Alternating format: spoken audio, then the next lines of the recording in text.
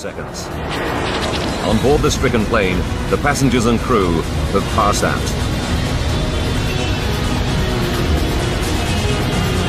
2:13 and 42 seconds. Just 9 minutes and 27 seconds after takeoff. Flight 592 crashes into the Florida Everglades. These photos, taken from the light aircraft just seconds after impact, show only a dark pool of fuel on the surface of the swamp. From his plane, Daniel Mulhaupt radios ground control at Miami and tells them he's just seen a plane crash. He stays above the site to help the emergency services locate the spot.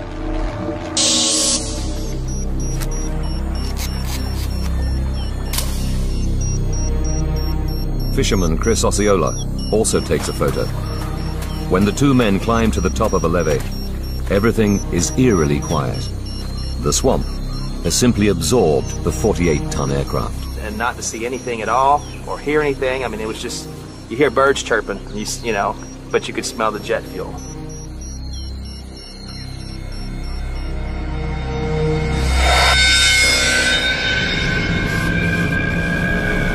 The crash site is 270 meters away from the nearest levee and 14 kilometers from the nearest road. Rescuers can only reach it by airboat and helicopter. They're confronted by a horrifying scene. Sergeant Felix Jimenez from the Miami-Dade Police is one of the first to arrive. As we got closer to the crash site, I could determine that there was an aircraft that crashed, but it was all in very small pieces. Good evening. Well, if you've been with us through the afternoon, you know that there has been a terrible air crash just northwest of Miami International Airport. A ValueJet DC-9 with 109 passengers and crew bound for Atlanta went down in the Everglades at mid-afternoon. As the networks get hold of the story, searchers continue to look for survivors until the light fails. It's a hopeless task. We have not so far been able to find any victims, any survivors, any bodies. Within hours, the dreadful news begins to reach the relatives. Susan Smith discovers the terrible truth about her beloved son in a phone call. There was horrible screaming, and I realized that it was my daughter. She told me that a plane had gone down coming from Miami. And at the moment she told me that, in my heart I knew that it was the plane that Jay was on. Jay Smith, on his way home for Mother's Day, has had his life cut short before it could really begin. At her home near Atlanta, Georgia, Captain Kubek's mother, Marilyn, also gets the dreadful call. I really threw myself on the floor and beat the floor in despair. This just can't be true. I'm having a dream, a nightmare. This is not real. Just one of the children to die, Tabitha Leonard, is killed just a week before her 13th birthday. With despair come demands for an explanation. Why did Flight 592 plummet from the sky just minutes after takeoff? Why were two such experienced pilots unable to save the plane?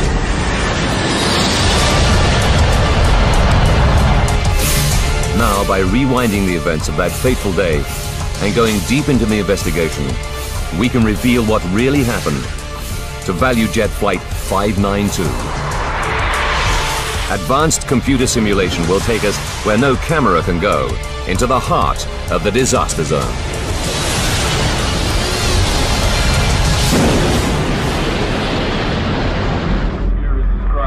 1,500 kilometers to the north, in Washington, D.C., National Transportation Safety Board expert Greg Feith watches the news from Miami.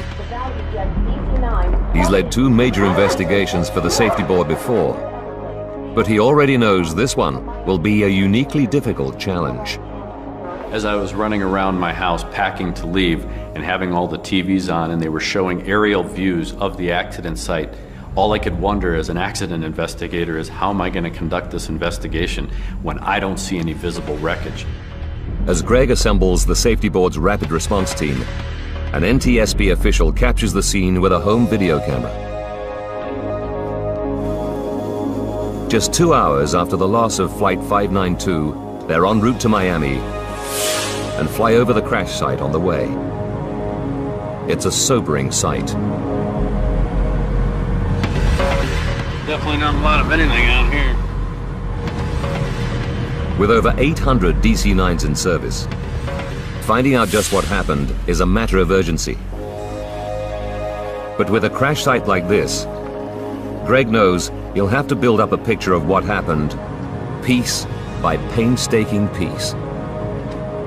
All the information that you get, all the evidence that you develop is equal until such time is that the storyline, the facts support a particular storyline. The hole in the swamp is 40 meters long and 12 meters wide. Wearing special biohazard suits to protect them from spilt aviation fuel, searchers walk shoulder to shoulder, combing the murky water. But the swamp proves almost impossible to penetrate. Beneath the water lies a thick layer of matted vegetation. Sawgrass cuts and tangles the searchers as they try to move forward.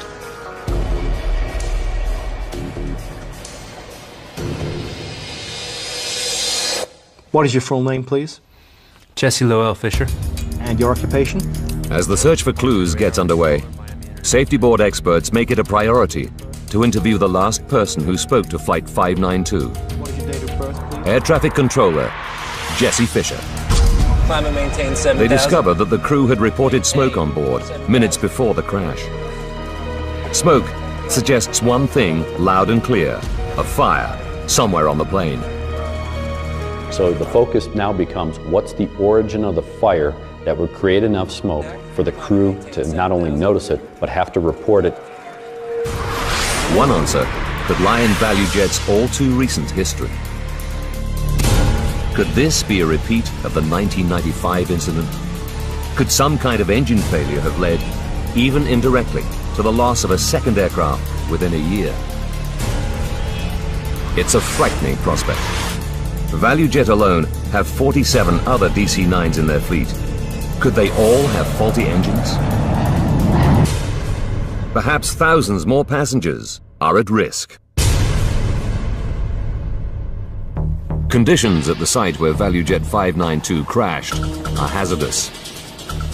There's a constant threat from alligators, attracted by the search activity, the wreck, and its contents. Armed guards are deployed to keep the predators away.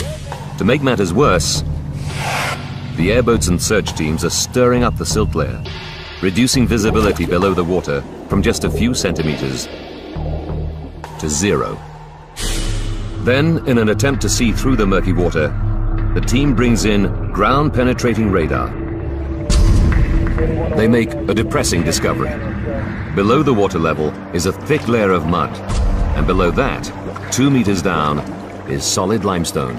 The plane has smashed into thousands of pieces as it hit the rock below.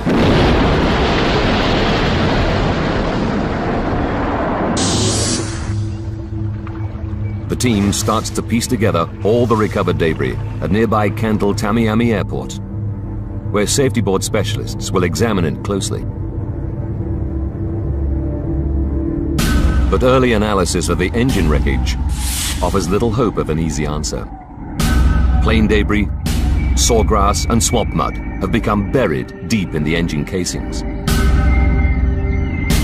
Greg Feith knows that this is only likely to happen if they were working normally on impact.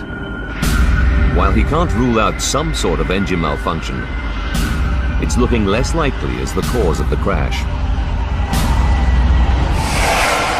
Solving the mystery will require all the experience the NTSB have to offer. So senior board members like John Golia, a DC-9 expert, are drafted in. Even for him, the huge loss of life is hard to accept. You still feel the pressure on your emotions, knowing that 110 people have died right in this area where you're working, where you're recovering pieces. And it does eat on you. For all the investigators, the search for clues is a grim task. Every time I went out to the accident site, knowing that there were a lot of children on this flight, and you see the remnants, it was very emotionally, it's very heart-tugging. It was very, very difficult every single day. Gradually, the relatives and public learn the full horror of the tragedy. When you go through something like this, you would give anything to have those people back in your life. I can remember seeing those images of the crash, and it tore me apart. I tried not to cry in front of my mother. I would go in the shower at night and just sob. Slowly, sections of the DC-9 begin to take shape on the floor of a hangar. The investigators painstakingly recover, decontaminate, and identify thousands of pieces. There are two parts that would help the investigation more than any other: the flight data and cockpit voice recorders. But the black boxes, as they're often called, remain stubbornly hidden in the swamp. Without them, it would have made the investigative process very difficult because they were going to provide us with a lot of information. The team carry on regardless and find that even without the black boxes, the wreckage in the hangar does begin to yield useful information. Metal seat frames have melted. Carpets and fuselage coverings have burned intensely. It becomes clear that the smoke that First Officer Hazen reported has indeed come from a devastating fire, one hot enough to melt aluminium. They estimate temperatures in the cabin area must have reached at least 815 degrees Celsius.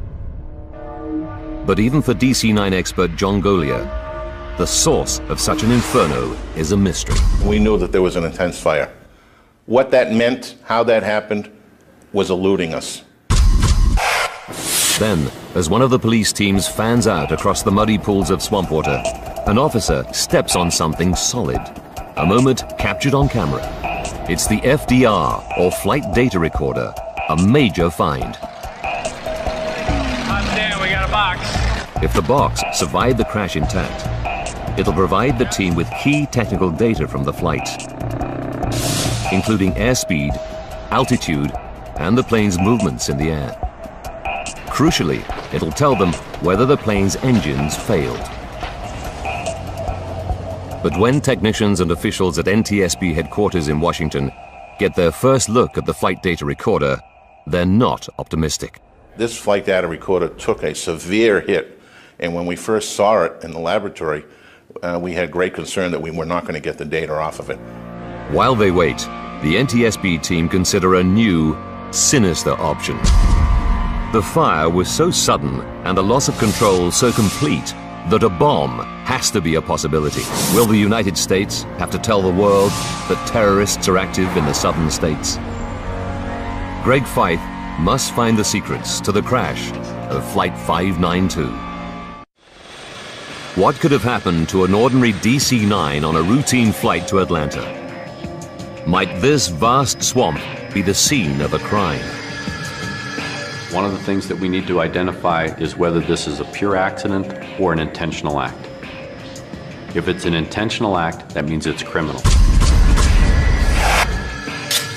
Islamic extremist Ramzi Youssef is awaiting trial for the first bombing of the World Trade Center and plotting to blow up American planes. But although Youssef is no longer at large, other terrorist cells continue to present a threat. In this period of time, we also had a new element to be concerned with, and that was the continual intelligence briefings that we had been receiving about threats to aviation in the United States. Robert Starr, leader of a group calling itself the Militia at Large of the Republic of Georgia, was arrested 2 weeks ago. Seized as part of the operation were dozens of pipe bomb components. With the Olympics so close, a major airline bombing would be just the type of attack needed to spread fear and anxiety at the Games. Working closely with FBI agents at the scene, investigators send samples of debris from the crash crater to an FBI lab. There, they'll be analyzed for traces of explosives. It's a tense time for the investigators, but then comes a major step forward. After hours of delicate work, the NTSB's analysts have managed to extract the data from the damaged flight data recorder. The evidence is stark. The aircraft seems to have been suffering multiple mechanical and electrical failures for over 2 minutes. Even the FDR itself seems to have failed about 55 seconds before impact. But the safety board can now finally rule out engine failure as the cause of the disaster. The performance data on the FDR showed us that the engines were running. So far, they know there was a fast-burning and very hot fire, and that the engines seem to have been functioning on impact. But they have little else to go on. There are still many mysteries about Flight 592. If only they can find a second black box, the vitally important cockpit voice recorder, they might find the missing clues they so desperately need. The flight data recorder won't tell us what was actually happening in the airplane. The cockpit voice recorder could give us a clue as to what the origin of the fire was, because the crew would have been talking about the things that were taking place. As the salvage teams continue to search the swamp, the investigators look for clues elsewhere. They know that ValueJet is under investigation over its poor safety and maintenance record. There were problems with this ValueJet operation virtually every week before the accident. There was a real concern that was ValueJet shorting on maintenance. Were they doing things in the interest of money rather than safety? That was a very big concern throughout the process of this accident investigation. Greg and his team examine the plane's recent fault history. Can they find the answer to the crash here? Sure enough, they discover the DC-9 did have several problems prior to takeoff, and that the plane had been delayed as a result. They find that the plane's autopilot had been malfunctioning for 2 days. The pilot's log states that when engaged, it made the plane pitch up and down. Mechanics tried to repair it, but failed. So 592's crew followed standard procedure and flew in manual mode instead. The team also discovered that the fuse for the hydraulic backup system blew, but this time mechanics did manage to repair it. Although it seemed a promising lead, they can find nothing in the maintenance log that explains the crash. It was clear that singly or collectively, none of those would have caused a fire on the airplane. Then, the results come back from the FBI lab, and the investigators, the organizers of the Olympic Games, even the federal government can breathe a sigh of relief. This was not an incendiary type device or an explosive type device. That put the fear aside for us as investigators that we were going to be looking at it from a different perspective. They can now rule out a terrorist attack as the cause of the crash. But Feith is still no nearer to solving the mystery. Finding the cockpit voice recorder, or CVR, is still their best hope in the search for the cause of the disaster. By Sunday, May the 26th, the search has been going on for more than 2 tough, frustrating weeks. Today, the search party is 1 man short. So Sergeant Jimenez, the policeman who'd been one of the first on the scene after the crash, volunteers to go back into the swamp. The search was very difficult. It's 80 and 90 degree weather, high humidity. Almost every day we had thunderstorms and we had to evacuate the crash site. Finally comes the break everyone has been hoping for. I said a very short prayer, and as soon as we resumed the search, I stuck my probe in the water, and I knew I had hit metal. I reached down, followed the probe, and pulled out the CVR. It's not just the policeman's prayer that's answered. It's also a major turning point for the team. The voice recording gives the investigators a chilling insight into the last moments of the crew. First, they discover that Captain Kubek and her co-pilot Richard Hazen knew they had a problem at 2:10 p.m., 6 minutes into the flight, when they heard a strange noise on their headphones. What was that? I don't know. We got some kind of electrical problem. Then the plane's battery charger kicks into life. Battery charger's kicking in. We're losing everything. It's another clue. The battery charger would start if there was a loss of electrical power. Could an electrical fault have caused the fire? After all, the DC-9 was 27 years old and carried kilometers of cabling. A faulty wire in or near the passenger cabin might have caused a spark and started the blaze. It's a long shot because pinpointing such a short circuit is extremely difficult. But spurred on by the cockpit conversations and the FDR record, Greg tells the investigators to probe the remains of the wiring and the circuit breakers. Much of the wiring has been badly damaged or completely destroyed. The rest is in bits on the hangar floor, but for the team, there could still be clues to be had. Because it's broken in 10 places, that doesn't mean it's not going to tell you a story. Every one of those pieces, when you decide to look at them, has a story to tell. But try as they might, they can't find any evidence for a short circuit. It's another dead end. Once more, they return to the cockpit voice recorder. We need oxygen. We can't get oxygen back there. Nearly 3 minutes before the crash, Flight Attendant Jennifer Stearns opens the cockpit door. It's clear that the passengers in the cabin are the first to be overcome by smoke. To Fife, this places the fire somewhere behind the pilots. The investigators at Kendall Tamiami concentrate on the area around the jet's passenger cabin. What they discover is shocking. The fire was so intense here that the floor has literally melted away. Could something beneath the passengers' feet, possibly in the forward cargo hold, have started the fire? It's an unlikely scenario. This compartment is officially known as a Class D hold. Completely airtight, it also has a fireproof lining. Any blaze here should quickly burn itself out through lack of oxygen. But Fife decides to check it out anyhow.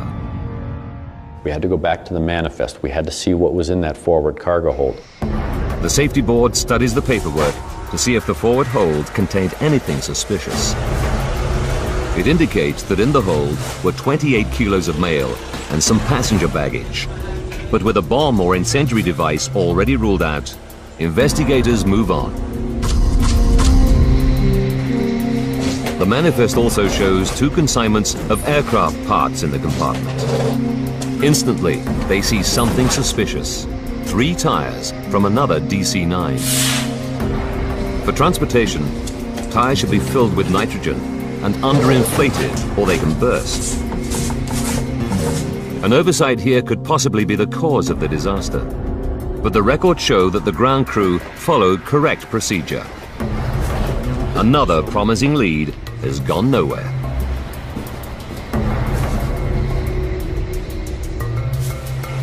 The shipping ticket also lists 5 cardboard boxes full of parts labeled oxygen canisters loaded in the hold. At first, Greg and his team have no concerns. They think they're empty steel oxygen cylinders as fitted to many different kinds of plane. But then, the whole investigation takes a dramatic turn. These are not simply oxygen cylinders. In fact, they're chemical oxygen generators. Small metal canisters containing a volatile and potentially hazardous mix of compounds. Investigators are horrified. That changed the whole complexity and complexion of the investigation. When installed, the generators supply oxygen for passengers in an emergency.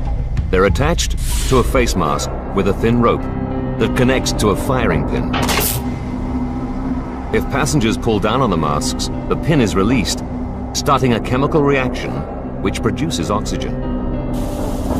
During use, the generator's surface temperature can reach 260 degrees Celsius.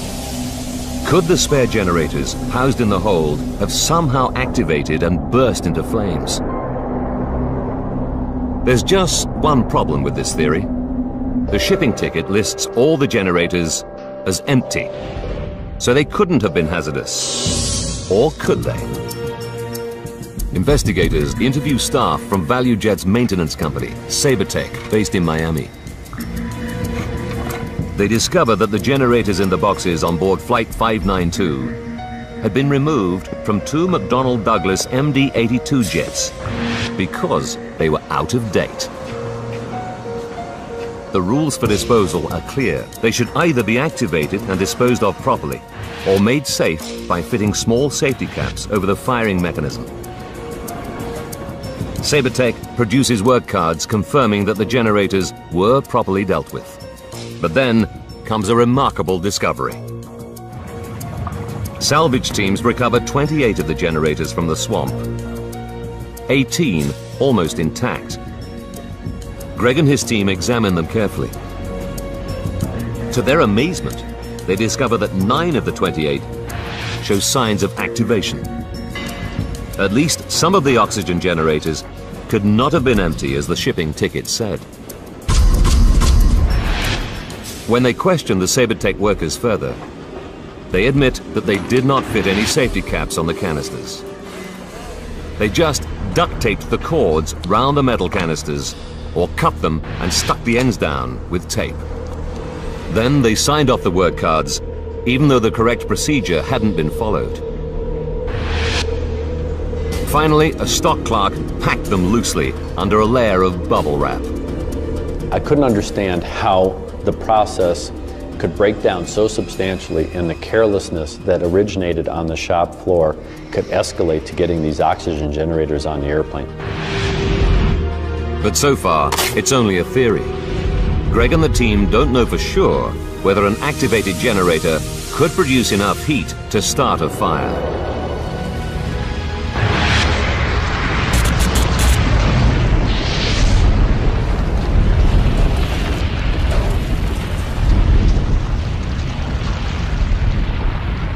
At this point in time, nobody really had a good understanding of what happens when these oxygen generators start producing oxygen.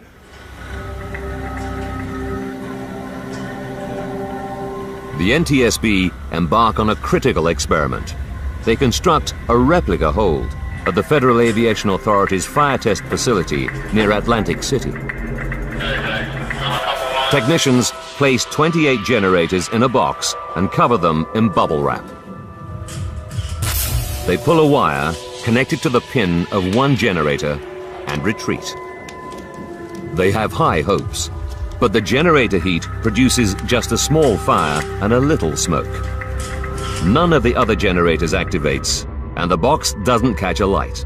Greg's theory doesn't seem to be standing up. That first test was discouraging.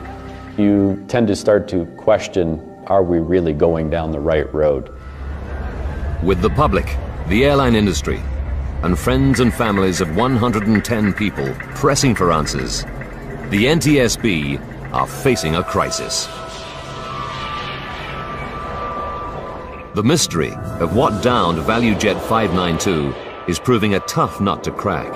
Early results from the fire test facility suggest that the chemical oxygen generators simply don't create enough heat to start a fire. Greg and the team have to try again. They have no alternative.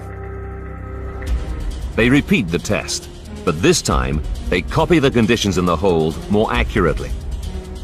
They use more generators, baggage, and an airplane tire. This time, the fire takes hold in just a few minutes.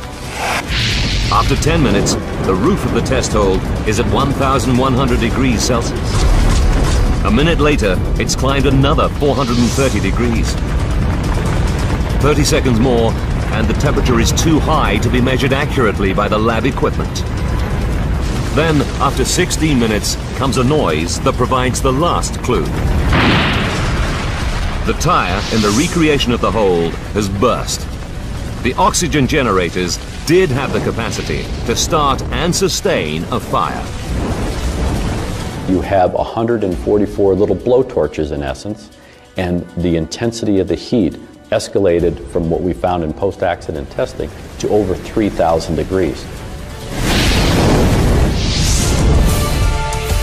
Investigators now know the critical chain of events that led to the crash of Flight 592. They know why a fire started on board the plane, what fueled it, and why the pilots lost control of the aircraft, leaving everyone on board seconds from disaster.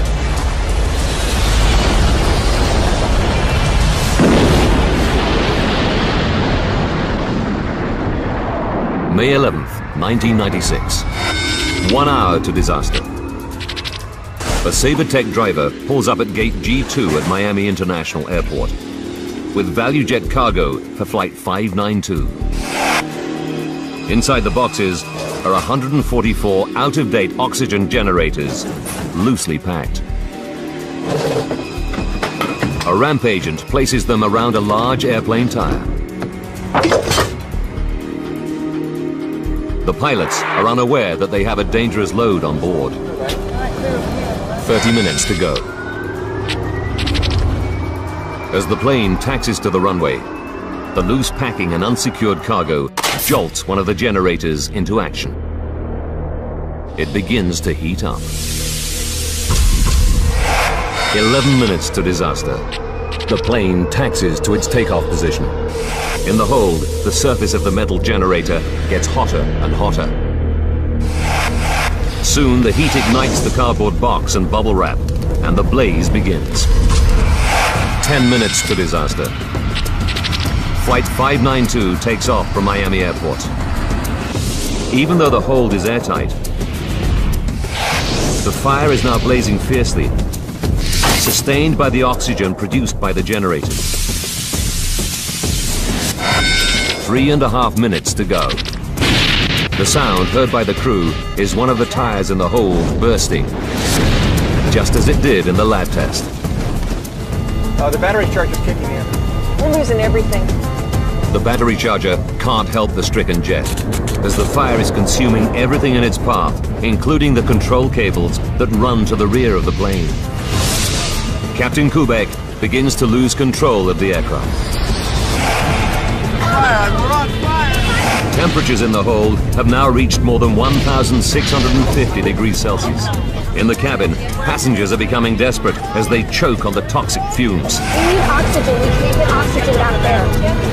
Flight attendant Jennifer Stearns rushes into the cockpit, but the pilots refuse to drop the masks, knowing that oxygen would only make the fire worse. 1 minute from disaster.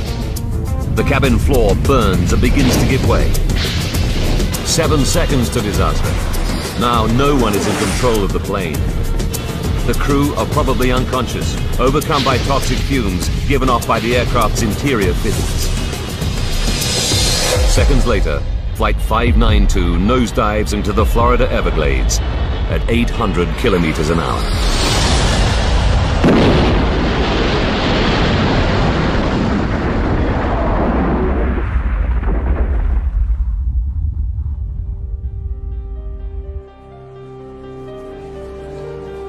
Nearly 3 months after the crash, relatives hold a mass funeral for 48 of the victims, whose remains are interred together. ValueJet eventually takes over another company and becomes AirTran. SaberTech is fined $500,000 for its part in the tragedy, but goes out of business before the money is ever paid. Since 2001, fire detection and suppression systems have become mandatory. In the United States, it takes a dramatic event to move the regulatory authorities to change. And in this case, it took the loss of 110 people.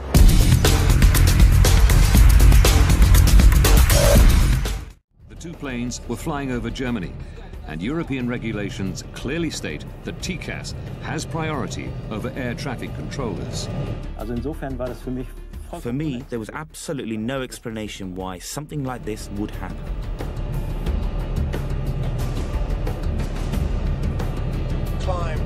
Climb.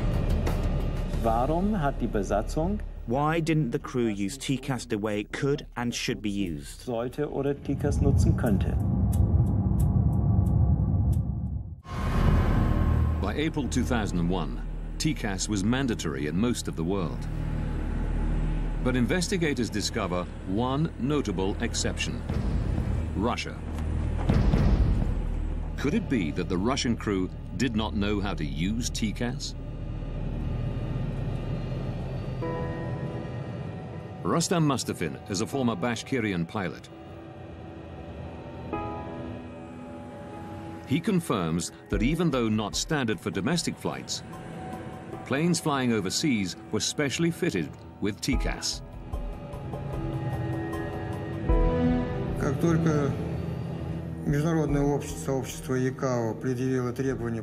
As soon as the TCAS requirement was introduced, the training school of Bashkirian Airlines ensured that our pilots were trained to use the system.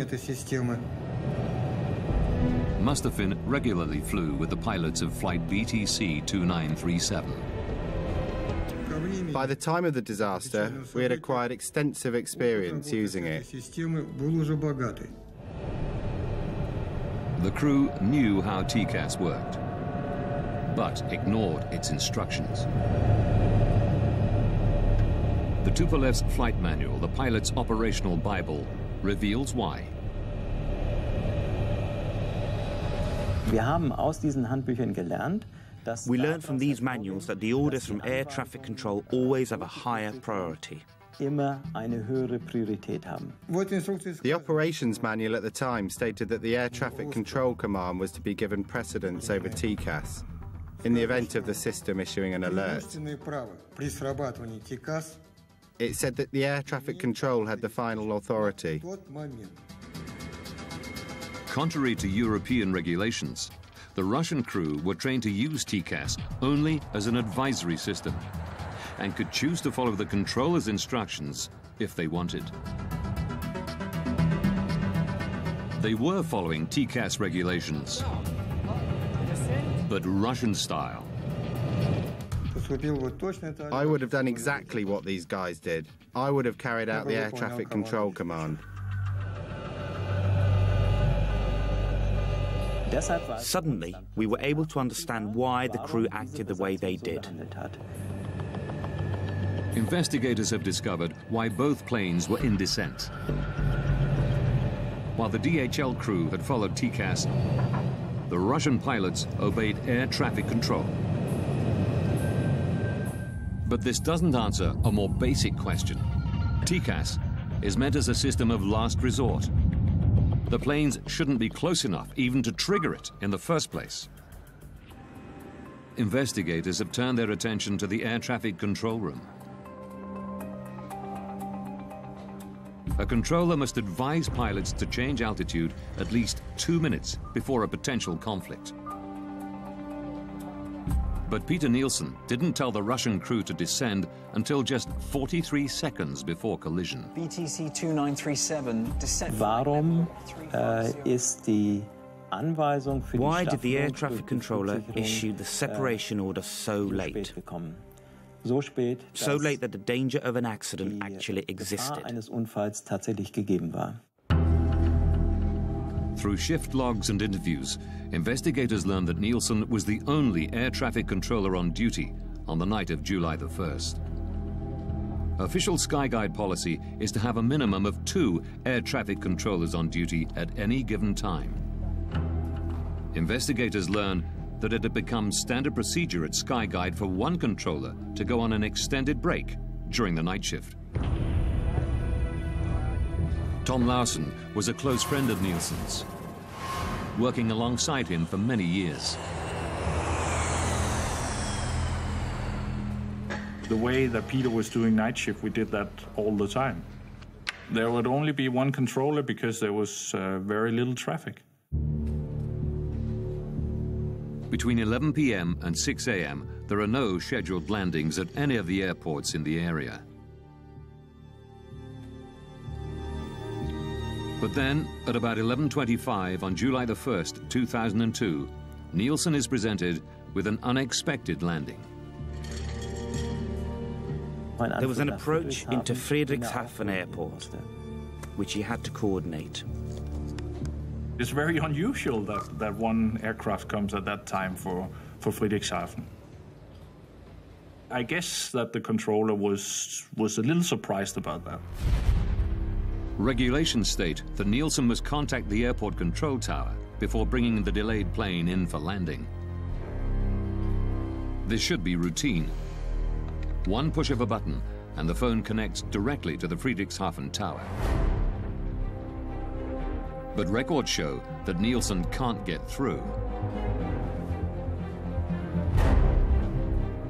Investigators learned that because of maintenance work, Nielsen's phone system was in backup mode. Even then, the controller should be able to make a call at the push of a button. But a technical examination of the phones reveals a terrible problem.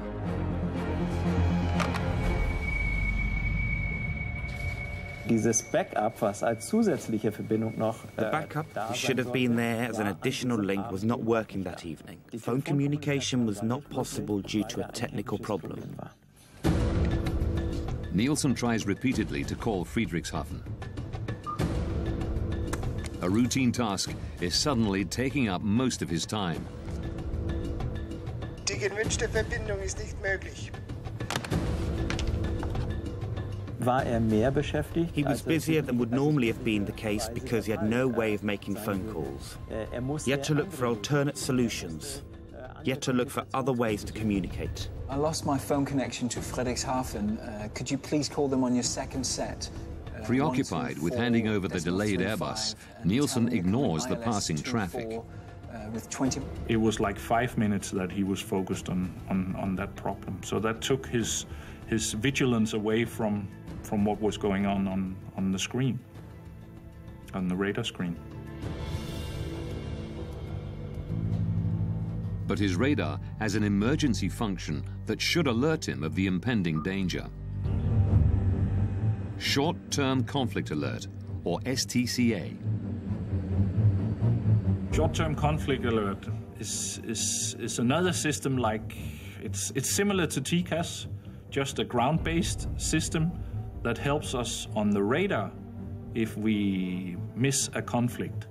If we don't see it in time, it will give us an alarm. 2 minutes prior to a potential collision, an STCA alert should flash on both of Peter Nielsen's radar screens, along with an audio warning. This is exactly what happens 180 kilometers away in Karlsruhe, Germany. Die Flugsicherung in Karlsruhe. Air traffic control in Karlsruhe had detected on their radar screen that 2 aircraft were getting closer than they should have been. Als es eigentlich sein sollte. Records reveal that the controller in Karlsruhe tries to call Nielsen to warn him. But Zurich's faulty backup phone system means he can't get through. Aviation rules say he isn't allowed to contact planes not in his sector unless the controller in charge has lost consciousness or has left his post.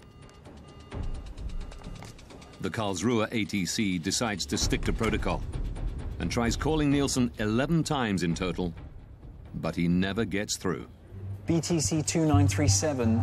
Records show that Nielsen's visual STCA did not go off. Royce learns that Zurich's radar was also under maintenance, meaning it too was in backup mode.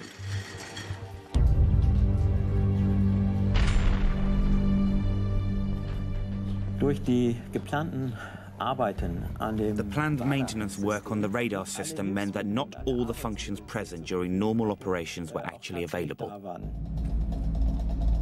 In backup mode, there is one particular emergency feature which Nielsen does not have. The visual STCA alarm. It's the final piece of the puzzle to explain why Nielsen didn't order the Russian plane to descend until a mere 43 seconds before collision.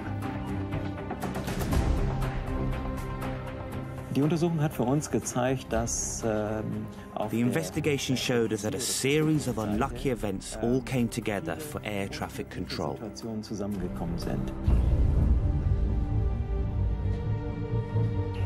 Had Nielsen heard the SDCA alarm before the plane's onboard TCAS systems kicked into action, there would have been no conflict, and the accident would have been avoided.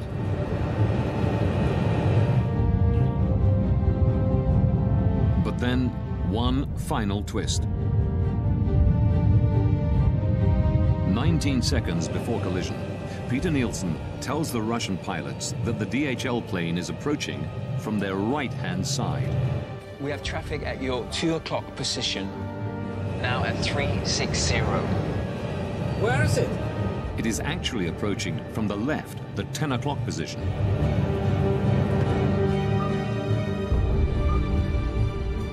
The only explanation investigators can find for this mistake is stress. It's uncertain if the Russian pilots would have had time to pull up and avoid collision, even if they had spotted the DHL plane earlier. But the records show that in the final seconds, they tried.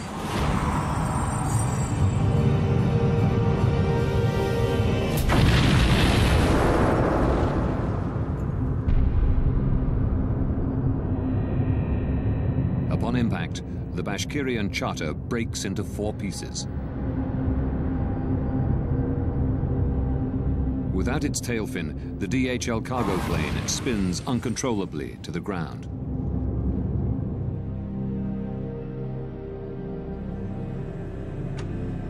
February 21st, 2004.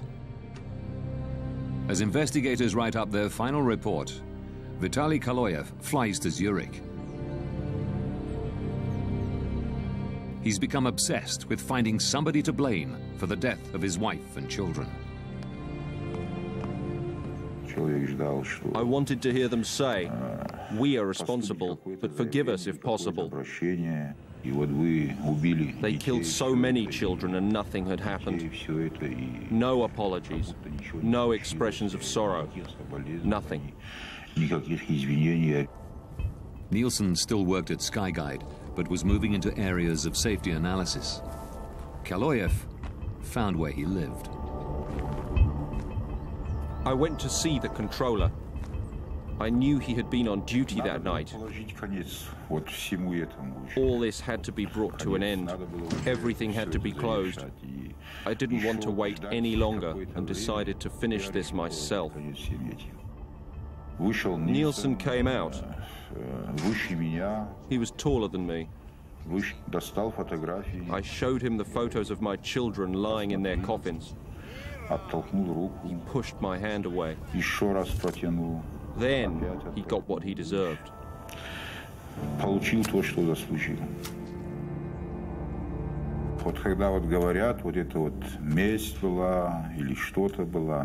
You know, some say it was revenge, but revenge is something insignificant. One is avenging when one has been deeply insulted, but this was not revenge. This was punishment.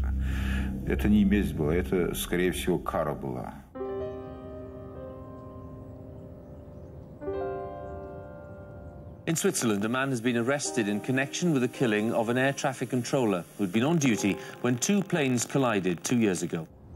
Hunted down and stabbed to death in front of his family. Murdered for a fatal mistake. Peter Nielsen was 36 years old. He and his wife had 3 children.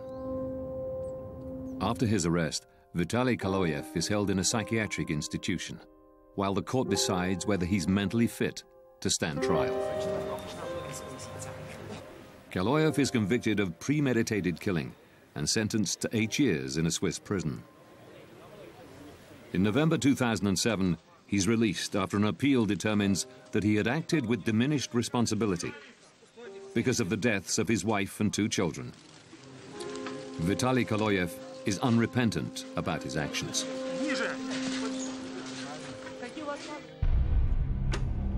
In May 2004, after almost 2 years of painstaking work, the German investigative team publish their final report. It's now possible to rewind the events of that fatal day, following the evidence uncovered during the investigation.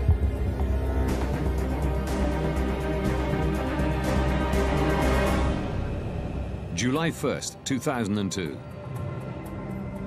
8:48 p.m. 2 hours, 47 minutes from disaster. A Bashkirian Airlines charter takes off from Moscow's Domodedovo airport. 20 minutes from disaster. At the Zurich Area Control Center, 2 air traffic controllers are on duty. One goes on a break. Peter Nielsen is now working alone. 12 minutes, 33 seconds from disaster. A DHL cargo plane enters Nielsen's airspace and requests permission to climb to 36,000 feet. 9 minutes, 49 seconds from disaster. A delayed Airbus is coming in to land at Friedrichshafen Airport.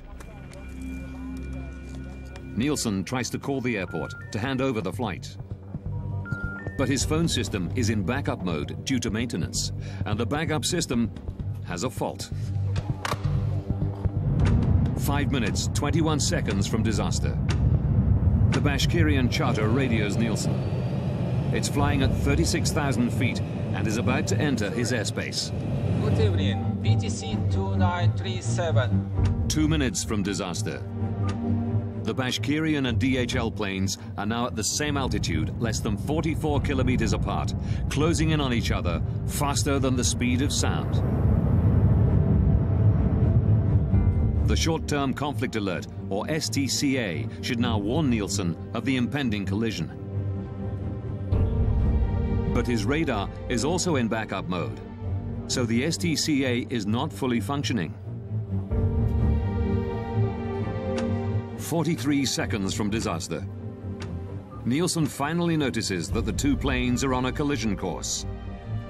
He immediately tells the Russian pilots to descend. Descent flight level 350. Seconds later, TCAS goes off in both planes. It tells the DHL pilots to descend. Descend, descend. And the Russian crew to climb. Climb. He's guiding us down. Nielsen is unaware that both planes have been issued advisories. He repeats his instructions to the Russian pilots. 2937. Descent flight level 3. Russian guidelines allow pilots to make their own decisions in such conflict situations. Here, they follow Nielsen's command. Both planes are now in descent. 19 seconds from disaster. Nielsen believes the conflict is resolved. But before signing off, he tells the Russian crew that the DHL plane is approaching from the right. In fact, it's approaching from the left. 3 seconds from disaster. The Russian crew have spotted the DHL plane. They pull up, but it's too late. Descend hard, descend!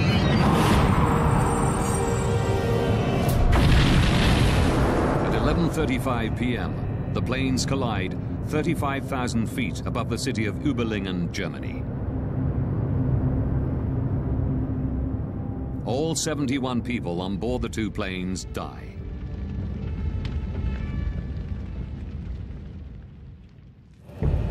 The German investigative report concluded that Peter Nielsen and the Russian pilots had made serious mistakes. But the primary cause of the accident was negligence on the part of Skyguide. In May 2004, immediately after the BFU report is published, at a press conference in Zurich, the CEO of Skyguide, Alain Rossier, issues a formal apology. Es sind auch bei uns Fehler gemacht worden und wir We too have made mistakes, and we most deeply regret this. We take responsibility, as outlined in the German investigation report. And we ask the families of the victims for forgiveness. In September 2007, a Swiss court finds 4 Skyguide employees guilty of negligent homicide. 3 managers who tolerated the single controller policy are given 1-year suspended jail sentences. The project leader overseeing the maintenance work on the night of the collision is fined 13,500 Swiss francs, roughly $11,000. Following recommendations from the German investigative team, Skyguide implements a variety of procedural changes. They now ensure there are always 2 controllers on duty, even during the quiet night shift. Nobody will ever find themselves in Peter Nielsen's position again.